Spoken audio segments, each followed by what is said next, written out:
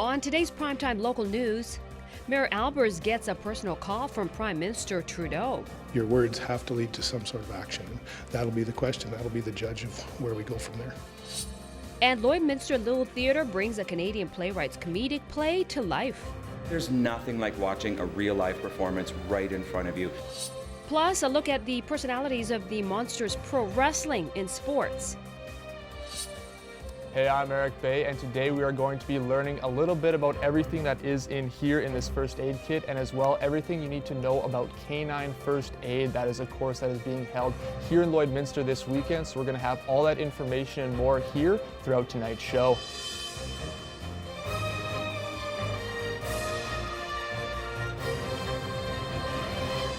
Prime time local news, serving the Lakeland and Midwest regions. Mayor Gerald Albers is used to taking phone calls with politicians and making the case for Lloydminster concerns. However, his most recent call was a unique one where he had a chance to speak over the phone with Prime Minister Justin Trudeau. One of the highlights of the discussion was the Prime Minister's mention of news coming for the oil industry. He indicated that we can expect some news on Trans Mountain Pipeline, and I'd be excited to hear that. I would be really excited. It would send a great message to the industry. They've still got some hurdles, and that's what I shared with him. I said, one of my biggest concerns is that pipe will reach potentially a provincial border and it'll stop. And while Albers felt the conversation was productive, he's waiting to see what comes next. I think it was important to voice it. I appreciate him returning my phone call from that perspective. I think that it gave me a sense that he is hearing us. Now, as I said to him, the actions that happen after this will be what people are looking for. Your words have to lead to some sort of action, and that'll be the question. That'll be the judge of where we go from there. Albers says he discussed with the Prime Minister about the feeling of alienation for Western voters. During this week's GPC meeting at City Hall, administration presented a potential land exchange agreement between Husky and the City of Lloydminster. The agreement would help Husky with their pipeline expansion while securing land for the city that provides future expansion and operable lands near the operations center. Mayor Albers says it provides an opportunity for the city to assure future investments. I think it's important that we look to be a good partner in that. If we can help facilitate making sure that the long-term investment climate is good, I think it's very important from our perspective as a city.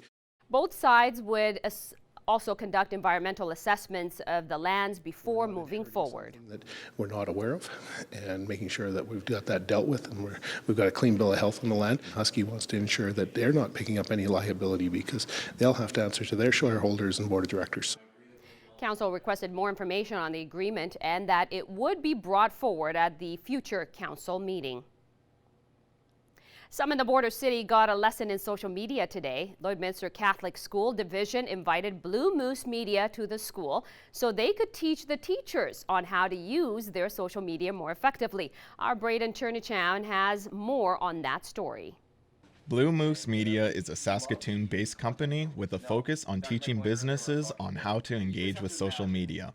Even though a school may not use social media the same way as a business, the core concepts taught still apply. As long as you're following these strategies and these rules, it's all going to unfold. Every client we ever work with that puts it into practice sees results. One of the spokesmen for Blue Moose, Ricky Forbes, has a pretty extensive portfolio, from having a Netflix show called Tornado Hunters to hosting games for the Saskatchewan Rush. For Ricky, the busy life translated to an interesting social media. Anybody likes a tornado, whether you're 5 years old or 85 years old. So that started us off on the right foot. But it was really learning how to interact with your audience and finding out who interacts with it and who didn't, and those who do interact with it, how to leverage that relationship and keep finding more people like them.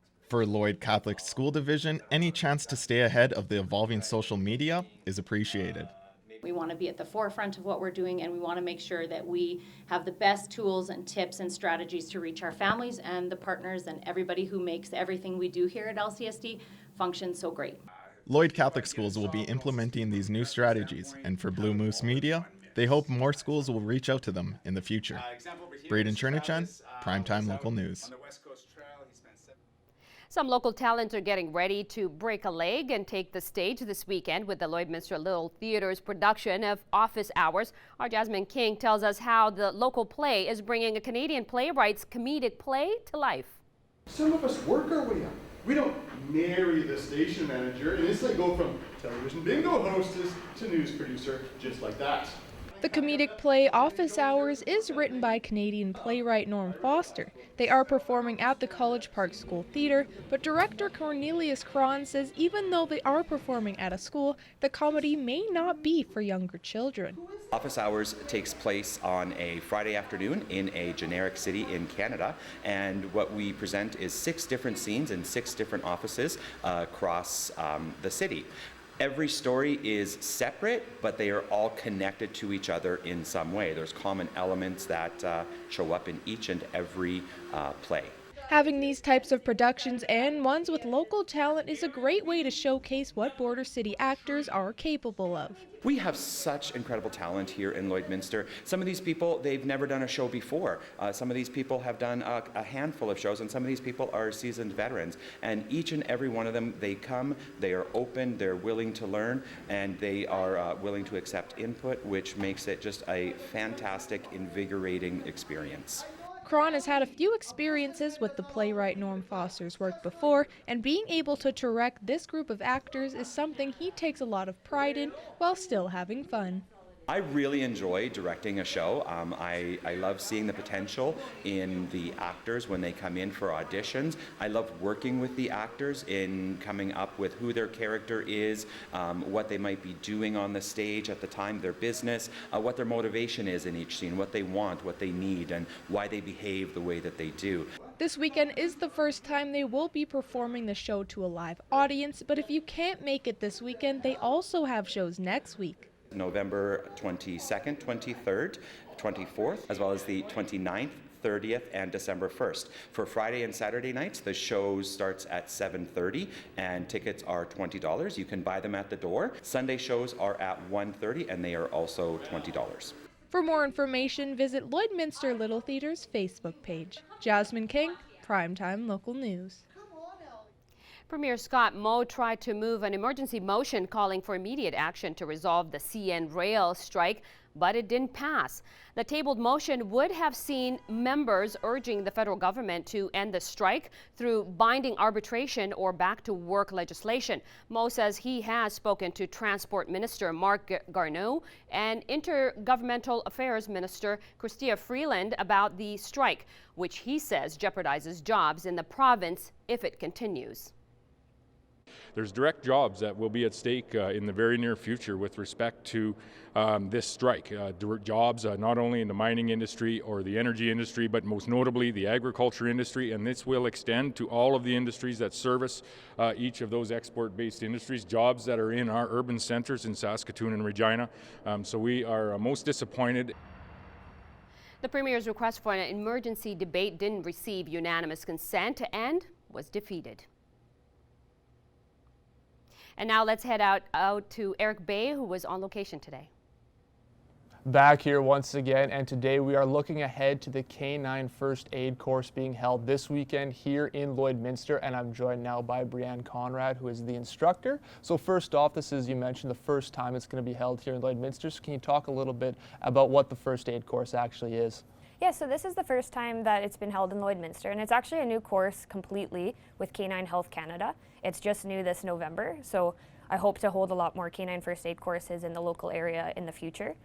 Canine Health Canada is a Canadian-based company, and we basically teach a very in-depth course that's been created by vets and approved by vets to help owners benefit when dealing with emergency first aid situations with their pets. And now obviously something like that could crop up here at any time. So I guess can you talk a little bit about the importance especially of taking this course and kind of knowing what to do if something does arise? Yeah, absolutely. I mean, anyone who owns a pet, it's not if, it's more a matter of time when something will happen. So we're helping to prep owners so that they know not only how to assess the situation and the severity, but to approach it with a calmness and proceed forward with the proper steps. And now if anybody does want any more information, whether it be about the course, looking to sign up maybe in the future, how can they find anything like that? They could find me at Facebook with Be Equine, or they could email me at beequineservices@outlook.com. or they could give me a call at 306-307-4340. All right, thank you for this, and we are going to have some more from back here again, continuing with the K9 First Aid course, but before that, we're going to head back into the studio.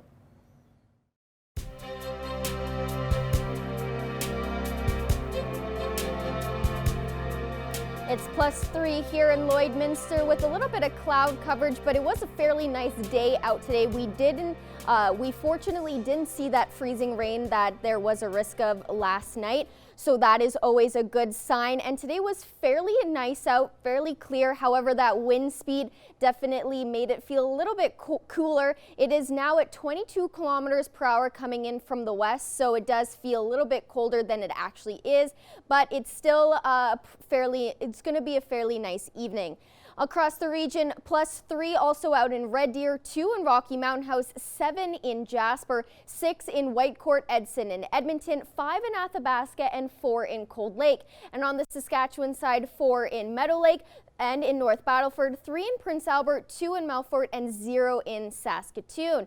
In North Battleford, currently it is fairly clear, but there will be a little bit of cloud making its way overnight with a low of -1, and the wind speed will be 15 kilometers per hour coming in from the west, and then pick up to 19 kilometers per hour tomorrow coming in from the west, with a fairly sunny day with just a little bit of cloud coverage throughout the day with a high of 8. In Cold Lake, they're going to see a little bit more cloud coverage overnight with a low of -1, and that wind will be at 15 kilometers per hour coming in from the west-southwest, which will pick up significantly to 22 kilometers per hour tomorrow coming in from the west, with a daytime high of +6 and a fairly sunny day. Here in Lloydminster, we'll have a little bit more cloud coverage overnight with a 0 temperature, with the wind dropping to 19 kilometers per hour coming in from the west-southwest, which will pick back up to 22 kilometers per hour tomorrow coming in from the west, with a daytime high of 6 and a fairly sunny day, just a little bit of cloud coverage and a low of 0. And then tomorrow, a high of +6 and a low of 0, with a mix of sun and cloud throughout the day. And there is a chance that it could rain overnight and into Sunday, with a high of +3 and a low of 1, where there's a 53% chance of some showers. And then to start your week off on Monday, fairly sunny day with just a little bit of cloud, with a daytime high of 0 and a low of -3. That wraps up your 3-day forecast. We'll have your 7-day forecast later on in the show.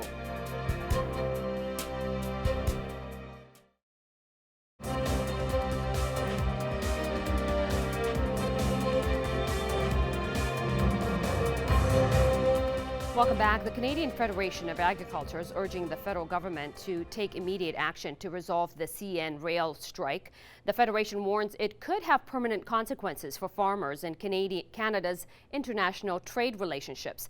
It says while the negotiation process must be respected, it will be farmers who bear the brunt of a dispute that is beyond their control. President Mary Robinson says the strike comes at a devastating time for farmers due to bad weather and international trade disputes. The Federation says it represents nearly 200,000 Canadians, farmers and families. Now here are your agriculture prices for today.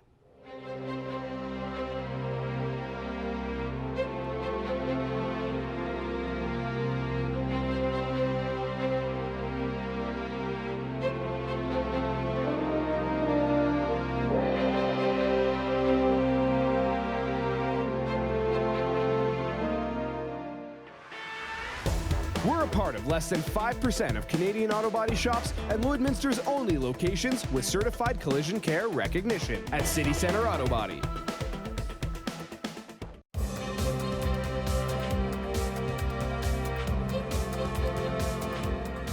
Last night, Monster Pro Wrestling was back in the Border City for the 4th time. Lots of belts were on the line and lots of emotions were in the ring.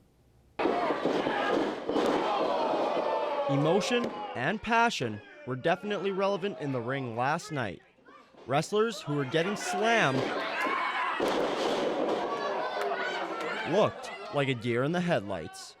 As Lloydminster native Magnificent Mitch Clark told me last night, in all honesty, I wanted to wrestle first, but was told I was kind of too small, that kind of thing. And I wrestled in university, and and, you know, had my MMA career, fought in the UFC, all the good stuff. And when I was done with that, I still wanted to do something that was fun and something that was kind of like just for me. After fighting in the UFC, Clark made his way back to what he really loved. Near the end of my MMA career, it kind of wasn't fun anymore. It was like, it kind of lost the passion for it. This, I enjoy doing it. It's fun. Everything about it I like, and it's everything I was missing, and I found a school as soon as I retired from fighting, and I really haven't looked back. This is Kid, the future of wrestling, Cyrus! Clark isn't the only one who followed their passion. The so-called future of pro wrestling, Kid Cyrus, also wanted to hop in the ring.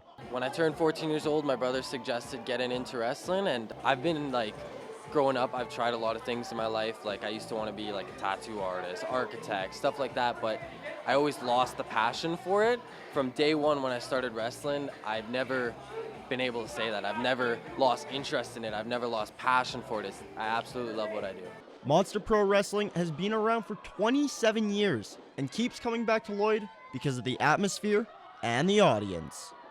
All those guys, there's a huge list of people who support us, and you know, we'd like to get back to the community, and you know, they've been supporting us, so it's kind of like it works for both people. If you missed it last night, MPW is already planning a date for January. Excitement is ramping up in Calgary as Grey Cup weekend kicks into high gear. We're proud of the Blue Bomber name. Oski wee wee, Oski wawa. Winnipeg and Hamilton fans have been waiting for a long time to celebrate a Grey Cup championship. It's been 29 years for the Blue Bombers, 20 for the Ticats. A number of events are being held leading up to Sunday's Grey Cup, including concerts, fireworks, and a rodeo. And now to our Abby St. John, who's got the weather.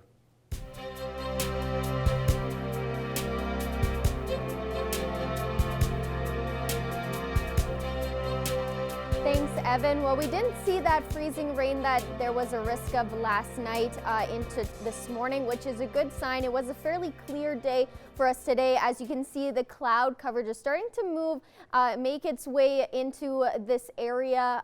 We will have a little bit more cloud coverage as we move on into the evening and into tomorrow, but it should be a fairly sunny day tomorrow as well.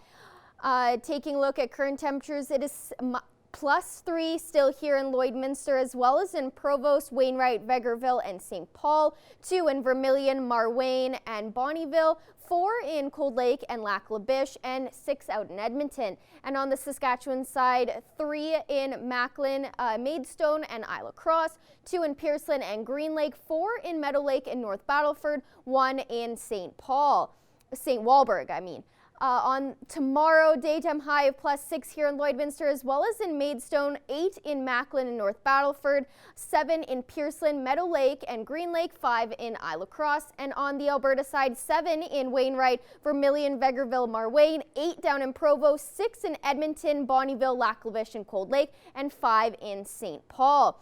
Now, overnight across the region, fairly cloudy skies for Pearson, Meadow Lake, Bonnyville, Paradise Hill, Unity, and Mirnam.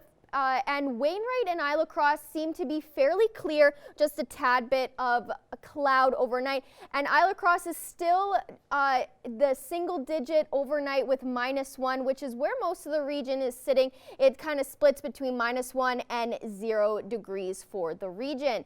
Across Canada, current temperatures +4 in Whitehorse with fairly clear skies. Yellowknife is experiencing some snow at -7, +5 in Vancouver with mostly cloudy skies. Fairly clear out in Regina with +1. And then in Winnipeg, it's -3, -1 in Quebec City, 0 in Toronto, 3 in St. John's, and 7 in Halifax. And over your next 7 days, a high of +6 and a low of 0 for Saturday with a mix of sun and cloud. And then on Sunday, there's a chance that it could rain with a high of +3 and a low of 1. And then to start your week off on Monday, it should be fairly sunny with just a little bit of cloud with a high of 0 and a low of -3. And then on Tuesday, a mix of sun and cloud with a high of -4 and a low of -0. Then on Wednesday, a little bit more cloud coverage than on Tuesday with a high of -7 and a low of -6. -10. Then on Thursday, even more cloud coverage with a high of -9 and a low of -14. And then we get right back on Friday with more sun with a high of -6 and a low of -13. So a fairly nice week to look forward to next week after the weekend. But that is a wrap of your 7-day forecast. We'll have more news in the question of the day coming up after the break.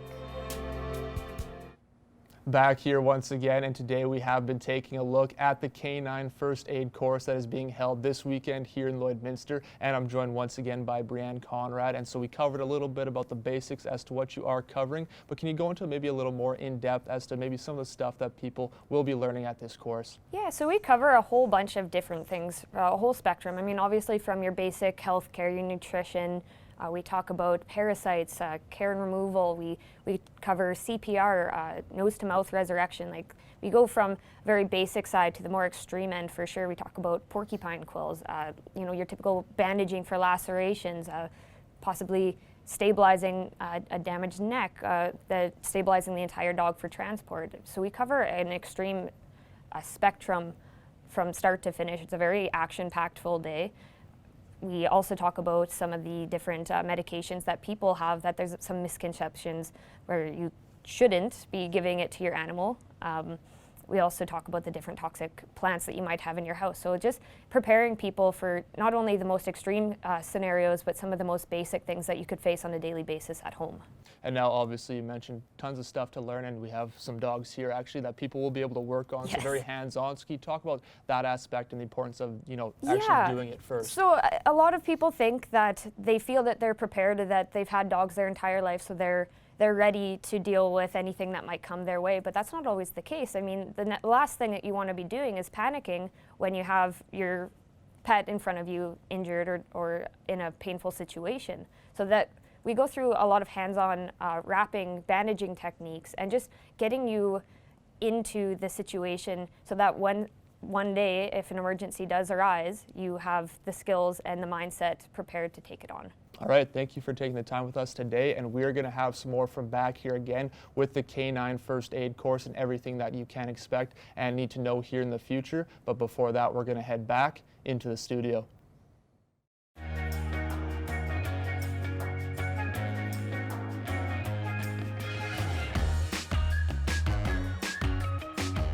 And it's that time again, Abby, for question of the day, of course. And the question was, celebrities seem to have extravagant parties for their unborn babies. Are gender reveal events getting out of hand? You know what? I really think you should celebrate and be extravagant and all of that good stuff when it comes to kids and babies. So I like it. I don't know. I think it's a little over the top. There's one commenter that I actually agree with.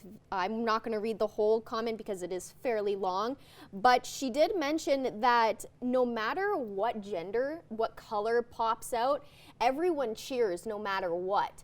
So I, like this lady, it's kind of a waste of money because no matter what, whether it's pink or blue that pops out, everyone is still going to be happy and still going to cheer for that gender. Yeah. So at the end of the day, it's kind of a waste of money. I think, you know, some people wait till the baby is born before knowing the gender, which is special.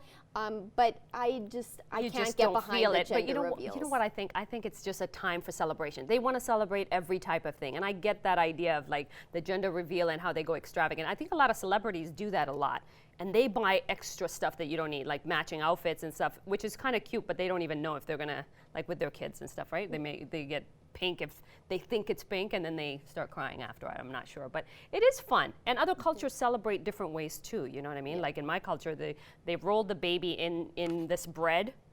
Yeah, very weird. It's an Ethiopian culture. They roll the baby and then they're like, and everyone will eat the bread. Craziness, right? Yeah, so it's a different, but this is not the gender revealing thing. This is after the baby was born, of course, right? Yes. But I like the celebration of gender reveals. I just think it's a waste of time, and there's so many other parties. They have baby showers and then christenings. We'll see when you get a kid. We'll see when your time comes. It'll be a long time. Maybe. Maybe. Anyway, it's time for the pets of the week, of course. We're going to be announcing the winner later on the second hour with a gift card for the winner. Check out these ones. They're so cute.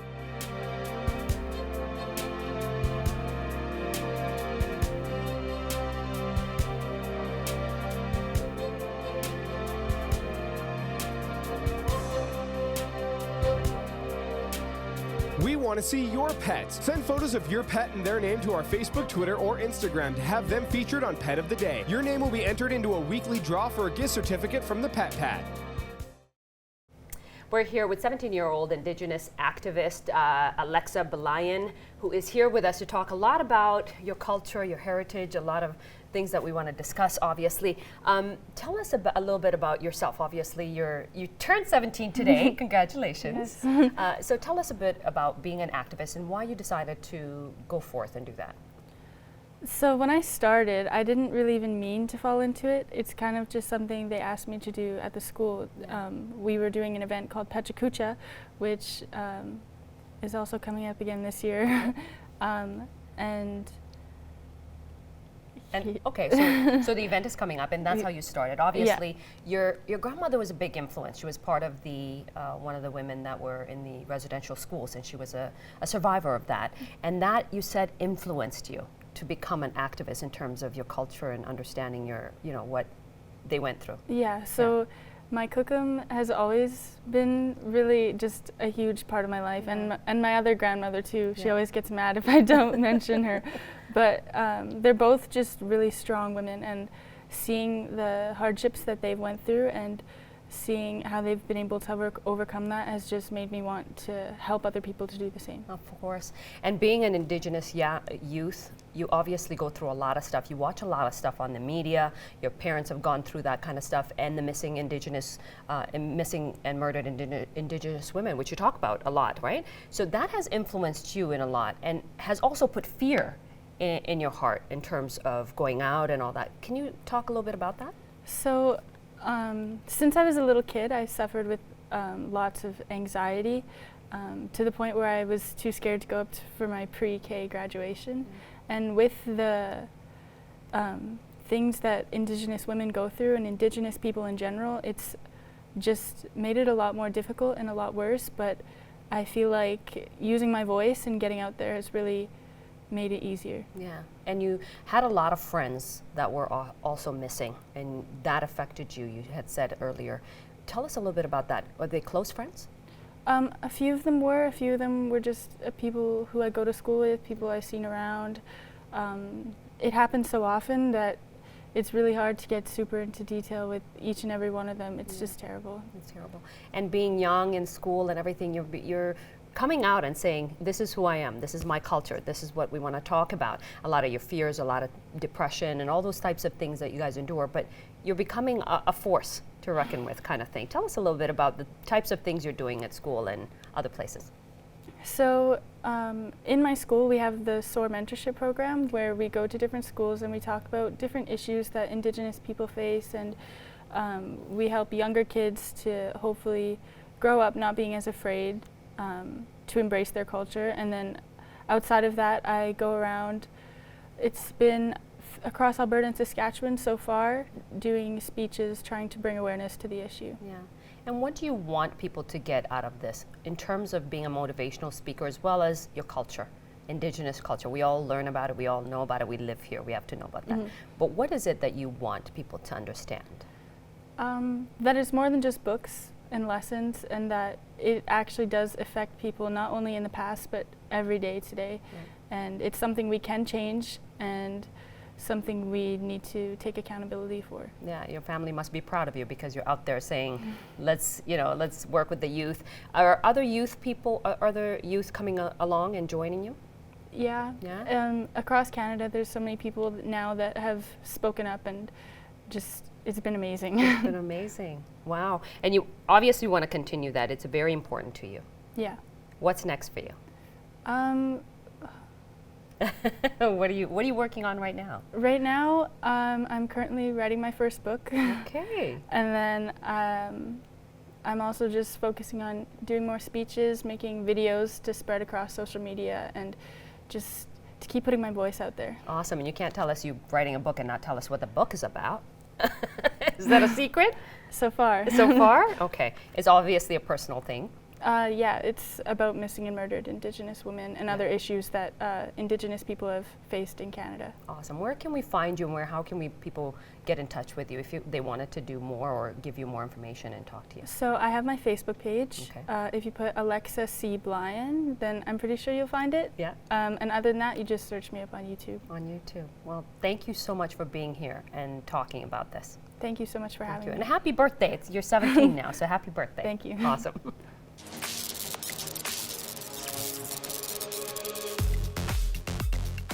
I'm Justin with Boom 1019 and 93.7 Hot FM, and here's what's happening. The Jingle and Mingle downtown Wainwright is happening this Thursday, November 21st. They're doing the light up at 5, but before that, you can enjoy some food over at the Wainwright Public Library. That's going to be taking place from 4:30 till 6:30. Make sure you check it out. Lots of fun stuff planned. You don't want to miss out on it. And the Wainwright Rustlers and Wainwright on Wellness present Hat Trick for Mental Health. It's happening Saturday, November 30th at the PMM here in Wainwright. This event is open to kids 6 to 11, where they will get to play a mini sticks tournament with the Rustlers. They're also going to get to enjoy a pre-game meal with them, talking about mental health and wellness. They're going to take a Rustlers dressing room tour and have the opportunity to skate with them during O Canada. Registration can be made at Armstrong's Clothing and Sports. A full schedule can be found on the Wainwright Rustlers Facebook page. And Savor invites you to a night of tantalizing taste buds. Guests will savor fine wines, scotch, beer, and liquor from Alberta-based merchants, expertly paired with the succulent culinary creations of culinary experts. Taking place from 6:30 till 11 at the Vermilion Regional Center. That's happening November 22nd. Tickets are available at www.thegoodlifeinstitute.ca or from the Vermilion Town Office. I'm Justin with Boom 1019 and 93.7 Hot FM, and that's what's happening.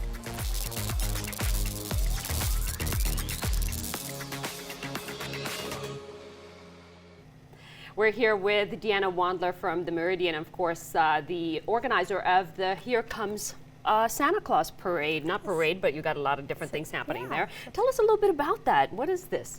Well, it is a full day of fun and excitement for kids and families that has been now taking part for 12 years in Lloydminster. Lots going on, of course, for the whole family. Absolutely. A lot of events, and for somebody that's new to the city, I can just imagine how it happens. What are some of the things that we can expect this year? Oh, you can expect lots. The day actually starts out with a pancake breakfast at the Legion, and the Kinsmen will cook you up some pancakes and sausage, and it's sponsored by the Chamber of Commerce, so that kicks off your day with a full belly. Gets you in the mood to take in events all day long. Lots of events, obviously. A lot of things for kids and parents and stuff to do as well. Yeah. Santa Claus is going to be there. Santa That's important. Claus is coming. Yeah. 11 a.m. he'll be at the Atrium Center. And the Grinch is also going to be there as well. So we put one upstairs and one downstairs so that there's no conflict. I love that. No conflict. You got the both too. You know, Yeah. Santa Claus and the Grinch for the kids. Yeah. And they get to take pictures and stuff as They well? do. Yeah, they do. And Santa Claus has treat bags. Okay. And that's sponsored by J-Card Contracting. And the treat bags, the first 200 kids to visit Santa get a free movie pass. Wow. And that's on behalf of Crude Master and Furniture House and Furniture Gallery. So we thank our sponsors for helping that, out. of course, a lot of good sponsors for you guys, eh? And the Grinch also, the first 200 kids receive a free DQ kids meal. Yeah. Who doesn't want courtesy that? Of Fountain Tire. So, Okay, yeah. okay. So you've got a lot of good stuff for kids and families, obviously. Lots of hands-on stuff too. I think you're making some cookies and all these kinds of stuff too. Yes, for kids. the Olive Tree has opened up their doors for us to hold the cookie decorating, and that takes place from 1 to 2. So the Canettes will be on hand there to help with that, and then go back there to the Olive Tree at 3 o'clock to do a gingerbread house. Which is good. Which is awesome. Yeah, kids love doing that. Kids with love families, doing stuff, right? yeah. Yeah. So it's such a special thing every year you guys do this. What's so different about this year? Is there anything different that we don't have any new events per se. Couple new sponsors on board, but it's the same thing. It ends the day with fireworks. Obviously, is the big finale. Yeah. And one of the new sponsors there is Spectrum Restoration DKI, and they've partnered up with Service Credit Union to bring that to the city. And it's a great end to a great day. Yeah. So, yeah. And a great place to have hay rides and stuff Oh, here absolutely. in Lloyd, right? So tell us a little bit about that whole experience. What's going on there? The hay rides will take place behind Border City Furniture, and I believe that's, I want to say 2 to 4. I can't, the full itinerary is in the paper as well as on our Facebook page and Lloyd FM's website. So don't quote me on the times because there's so much going on. It's hard to keep track. That's okay. But yeah, the hay rides are awesome. Yeah. You know, it's horse-drawn sleighs or trailers, and it brings a whole feel of Christmas, I think, with the horses. And now you guys, obviously, this is one time a year that you guys do Yeah. this. How many people come there? I don't know if you know the numbers, but oh man, tons, right? It's hard to keep track. I've basically planted myself for the past few years at the Santa Claus station because I have my kids help out and my nieces and nephews help out. So I get to take in the event as well, but it's hard to say. On a nice day, there could be thousands. Yeah. And you know, people still come out on a cold day. They still, it's, like I said, the whole day is free. Yeah. Right, everything they take in, you get a free hot dog at the Synergy parking lot, and that's at the Lloydminster Fire Department cooks up a hot dog. Beautiful. Hot chocolate served by Synergy. Like I said, everything is free. So many different things, and of course, entertainment. Prairie Dogs are going to be No, there. actually not this year. Who's coming this year? Anything? Heather Clagus. Oh, I love her. No, she mans awesome. the card making at the Okay. United Church. The Okay. Prairie Dogs were there last year. Unfortunately, they can't make it this year. So I was bugging Heather. I said, "Are you going to be the entertainment?" She's gonna. Hopefully, we get Heather singing. Her That's and what we're her gonna do, glitter, right? Yeah. That's So- awesome. That's awesome. So how can people get involved? Where can they get? Do they need tickets? It's free, obviously. No, it's for everybody, right? it's honestly free. Everything, you come downtown at 8 a.m. and you leave at 6 p.m. and everything you do in between. And you know, we like to see the traffic, obviously, supporting our downtown businesses because it's great for them to be involved, and all the businesses that have opened up their doors to this event. So if you can support them, please do, because because of them, they bring this day to you. So. Definitely. Thank you so much for being here you're and telling welcome. us all about Here Yes. Comes Santa Claus, and we're Yes, looking forward thanks to for it. And I having hope me, everybody yes. comes. Yeah. Awesome. Thank you, Judy. Thank you.